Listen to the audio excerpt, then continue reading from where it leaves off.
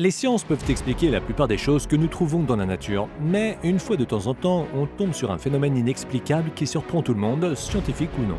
Qu'il s'agisse d'orbes de lumière inexplicables ou d'arbres dansants, découvrons ensemble les 10 phénomènes étranges que les scientifiques n'arrivent tout simplement pas à expliquer. Les lueurs de Marfa. Marfa est une petite ville située dans une zone désertique du Texas. Pendant des années, les habitants ont dit y observer de mystérieux orbes d'un brillant éclat dans le ciel la nuit. Selon les témoins, les lumières, connues sous le nom de lueurs de Marfa, semblent être de la taille d'une balle de basket et sont de diverses couleurs, blanche, bleue, jaune, rouge et orange. Ils disent que les lumières volent sur place en scintillant et en vacillant et que parfois elles se séparent en deux. Et encore plus étrange, parfois elles s'élancent vivement à travers le ciel. Il n'y a aucun moyen de prédire quand les lueurs de Marfa apparaissent, puisqu'il n'y a aucun moment particulier ou conditions météorologiques qui les font apparaître à des moments plus qu'à d'autres.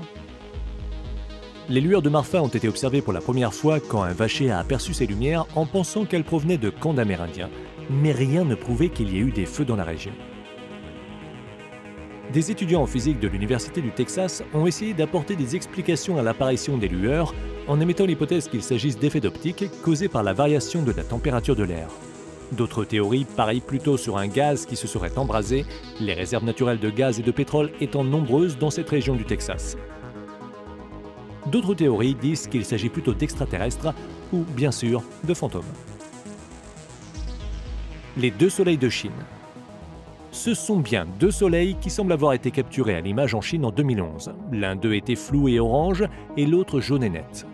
Les deux soleils de forme ovale étaient apparus côte à côte et même si le soleil jaune ressemblait plutôt au soleil que nous connaissons, aucun des deux ne correspondait vraiment à notre soleil. Le phénomène n'a pas été totalement expliqué par la science, mais on pense que cette apparition en double du Soleil a été causée par une réfraction optique extrêmement rare, un peu comme un mirage. Ce sont des circonstances très spécifiques qui auraient pu entraîner l'illusion, avec soit un événement atmosphérique particulier ou des particules de glace qui auraient réfracté la lumière du Soleil, doublant l'image du Soleil. Le Corioactis gister. Le Corioactis gister est le nom scientifique de ce que l'on connaît plus communément sous le nom de cigare du diable. Techniquement, c'est un champignon, mais le cigare du diable a une façon bien à lui de pousser dans le sol. Il ressemble à un cigare qui aurait été divisé en plusieurs portions.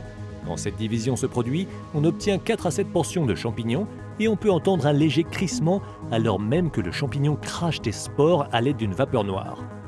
Et comme si tout ça n'était pas assez bizarre, le cigare du diable pousse seulement à 2 endroits sur Terre, et ces endroits se trouvent à plus de 10 000 km d'écart.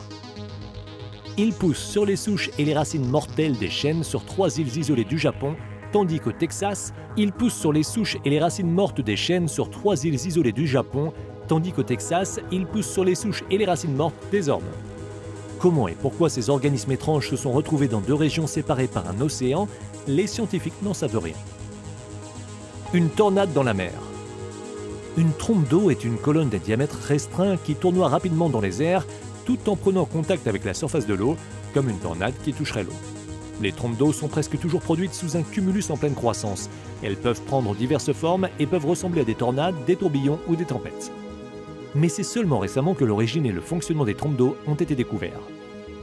Cela fait depuis l'Antiquité qu'on les observe et qu'elles font disparaître des bateaux, grands comme petits. On dit que les trombes d'eau emportent même parfois les poissons et les grenouilles dans leur vortex pour ensuite les déposer sur la terre ferme, ce qui explique qu'on y retrouve parfois ces animaux. Auparavant, on pensait que c'était là une intervention surnaturelle ou celle de Dieu. Les nuages gloire du matin. Les gloires du matin ont été aperçues à plusieurs endroits du monde, mais l'Australie est le seul endroit du monde où leur apparition puisse être prévue avec précision. Les gloires du matin sont un phénomène météorologique unique où des nuages forment un long cylindre. Le nuage se forme à l'occasion d'une variation de température qui crée un nuage à l'avant pour ensuite le faire disparaître à l'arrière. C'est un phénomène solidaire dont la taille et la forme restent constantes. C'est pour cela que l'on peut souvent apercevoir des deltaplanes qui parcourent les gloires du matin. Ils peuvent survoler la forme que crée le nuage pendant longtemps, jusqu'à ce que la température change à nouveau et que le nuage s'évapore. La trompette de l'Apocalypse de Taos. Les habitants d'une petite ville du Nouveau-Mexique ont un jour joint la ville de Taos en disant qu'ils avaient entendu un bourdonnement inhabituel. Ce bourdonnement de basse fréquence, que l'on appelle également le hum de Taos, fut entendu pour la première fois au début des années 1990 et un professeur de l'Université du Nouveau-Mexique lança une enquête pour recueillir plus d'informations. Parmi les habitants de Taos que l'on interrogea, seuls 2% rapportèrent avoir entendu le bruit. Des installations sensibles au bruit furent installées dans les maisons où l'on avait entendu le bruit pour mesurer les vibrations et les sons. Mais après de longs tests, rien qui sorte de l'ordinaire ne fut détecté. Mais les habitants continuèrent à se plaindre du hum. Certains décrivaient un bourdonnement, un ronronnement ou un vrombissement constant à basse fréquence. Tout le monde n'entendait pas la même chose, et c'est précisément ce qui perturbait les scientifiques.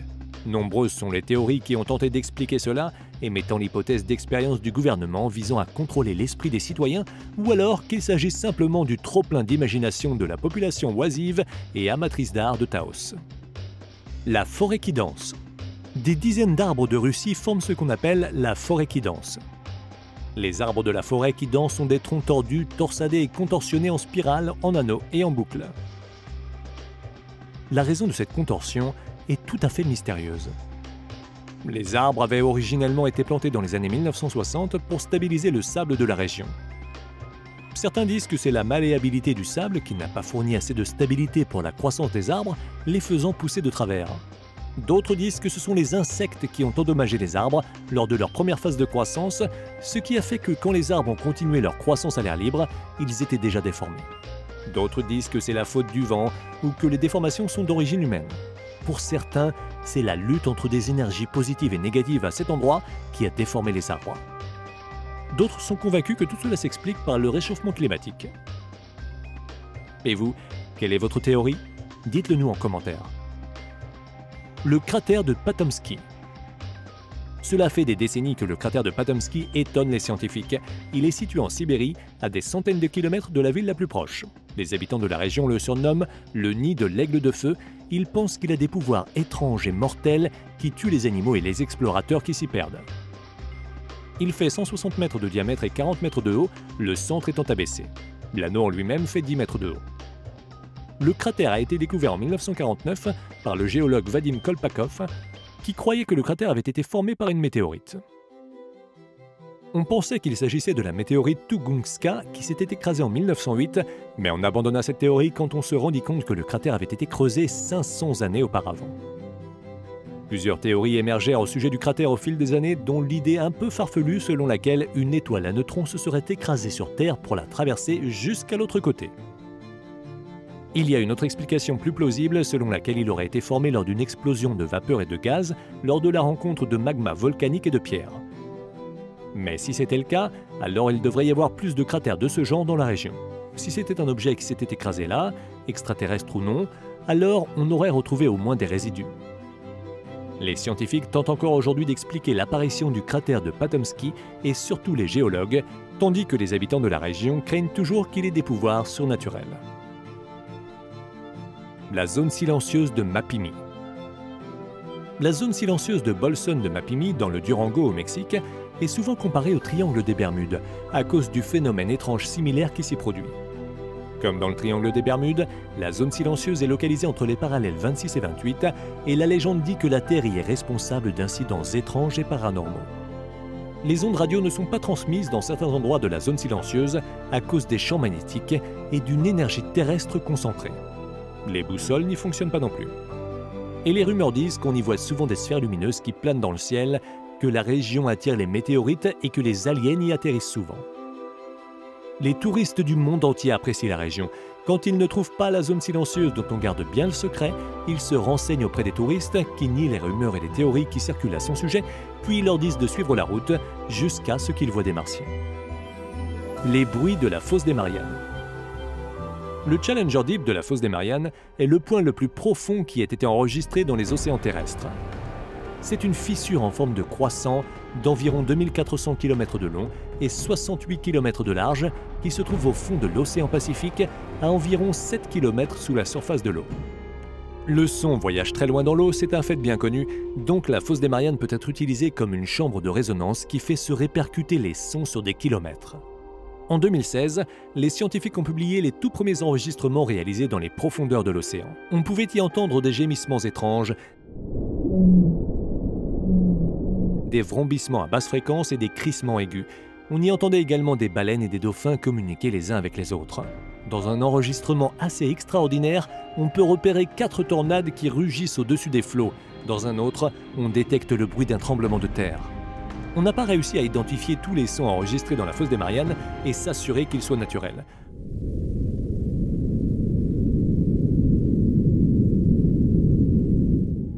Parfois, on peut y entendre le son des bateaux qui font la traversée à la surface ou le son de moteurs de bateaux. La plupart des sons, peu importe leur origine, sont à la fois glaçants et d'une mystérieuse splendeur. En science, si on n'a pas encore réussi à expliquer un phénomène,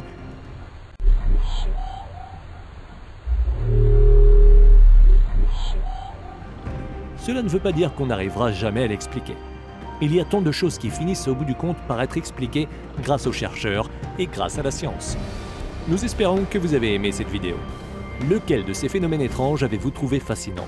Dites-le nous en commentaire. Et si vous avez aimé la vidéo, alors cliquez pour vous abonner et activez les notifications pour être le premier à savoir quand une nouvelle vidéo sera disponible. Merci d'avoir regardé cette vidéo et à très bientôt.